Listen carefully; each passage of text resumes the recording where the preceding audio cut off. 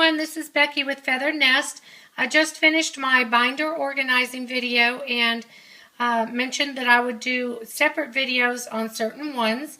One of those is my event and party type planning binder, which is this one right here. And I'm going to go ahead and show you my last event was the Ladies Spring Brunch, so all that information is still in here and will remain here until my next event. So what I normally do is start out with my planning process. This can be anywhere from 1 to 2 weeks to months ahead of time. So there is no day on here. Now my brunches are always on a Saturday. So I know that my other pages, they have a certain day that they'll start on, which you'll see here in just a minute. But I start my planning process by deciding what type of event this will be. And this was our ladies class ladies spring brunch. And then I decide on the type of foods. And we know that this one would be everyone brings a brunch style dish. And then the invitations were just simple bookmarks, which is what this is right here. It's just a simple little cardstock type bookmark that I pass out during Sunday school, and it has all the information on it.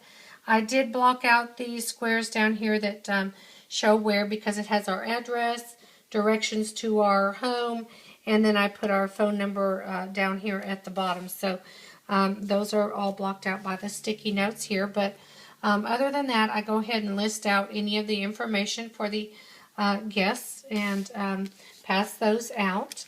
And I also have in the pocket next to the pages here my my little labels that I place out ahead of time when I'm setting up items. And you saw a couple of those, or maybe one or two, I can't remember, in the ladies brunch video. But what I do is I cut out this square here and fold it on this line, and then place these items where they'll be placed in on the buffet or tables or wherever they're going. So that's what that is, and I just print this each time I have an event. And then I also have event information when, just to remind me, and I have it down. Someone asked me when was it or what time was it.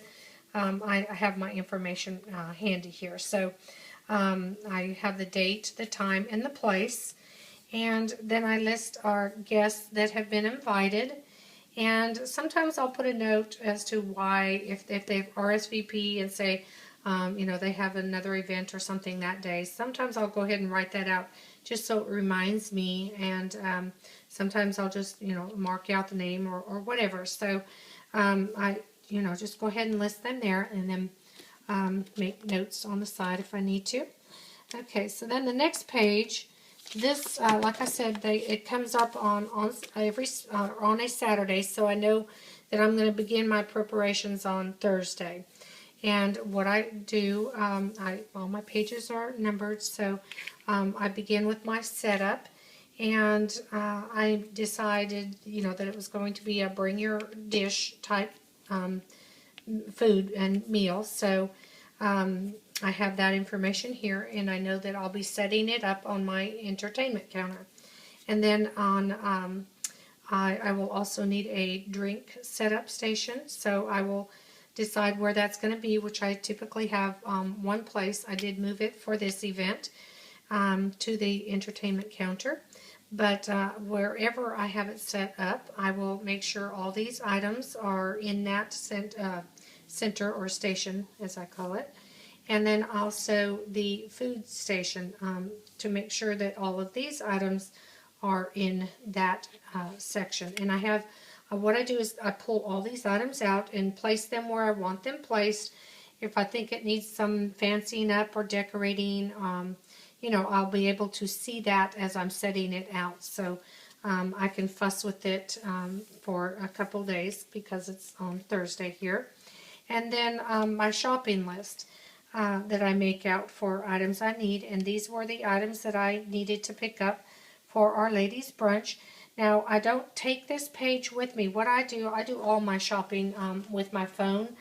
I make out my lists on my phone and go shopping and buy things like that with my phone. So what I do is I take my phone and I take a photo. I take a picture of this section right here, and then take that with me to the grocery store to get my items. And then, excuse me, then the next page, it would be Friday, page 3, and I'm going to prepare foods that evening. So I have my recipe that I just copy from my recipe section in my computer. I just copy it and paste it into my square, and I have that ready to go.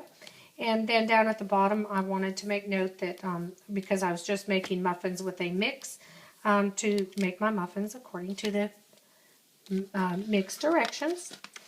And then the next page over here is Saturday morning, page 4, and I'm preparing for the party that morning.